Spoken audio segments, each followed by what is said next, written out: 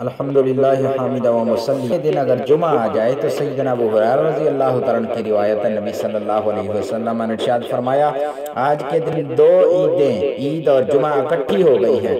شخص صرف عید پڑھنا چاہے تو اسے وہ کافی ہے، لیکن ہم عید اور جمعہ دونوں پڑھیں گے۔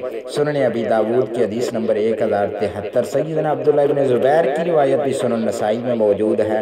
حدیث نمبر 1593 پہ سیدنا عبداللہ ابن زبیر رضی اللہ تعالیٰ عنہ کے زمانے میں جمعہ کے دن عید آئی تو انہوں نے نماز عید پڑھائی، جمعہ نہیں پڑھایا۔ اس واقعہ کی خبر سیدنا ابن عباس کو ملی تو انہوں نے فرمایا کہ ان کا یہ عمل سنت کے مطابق ہے۔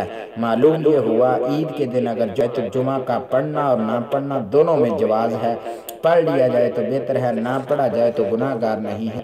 جمعہ کے دن نہ پڑھنے کی بھی اجازت ہے، جیسا کہ عبداللہ ابن زبیر کی سنن نسائی کی حدیث نمبر 1593 سے بالکل مسئلہ واضح ہو چکا۔ جمعہ کے دن ایک آدمی تشہد میں ملتا ہے تو اس کا کیا حل ہے کہ تشہد میں ملنے والے کا جمعہ ہو جائے گا یا نہیں، یا وہ ظہر پڑے گا؟ فتاوی اسلامیہ جلد نمبر 1 صفحہ نمبر 538 پہ فضیلت الشیخ مفتی عبداللہ بن عبد الرحمن الجبرین فرماتے ہیں رحمہ اللہ کہ جس نے نماز جمعہ میں ایک رکعت سے کم حصہ پایا اس کا جمعہ فوت ہو گیا، لہٰذا اسے ظہر کی 4 پڑھنی چاہیے۔ فضیلت الشیخ مفتی عبدالعزیز بن باز رحمہ اللہ فرماتے ہیں جو شخص نماز جمعہ میں سجدہ یا تشہد میں آ کر ملے تو اسے جمعہ کی بجائے نماز ظہر پڑھنا ہوگی، کیونکہ جمعہ کے لیے ضروری ہے کہ کم از کم ایک رکعت ضرور پا لے۔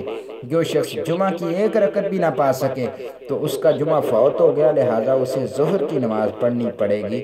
یہ فتاوی اسلامیہ جلد نمبر 1 صفحہ نمبر 541 پہ سیدنا مفتی عبداللہ ابن باز رحمہ اللہ کا یہ فتویٰ موجود ہے۔ السلام علیکم ورحمۃ اللہ وبرکاتہ۔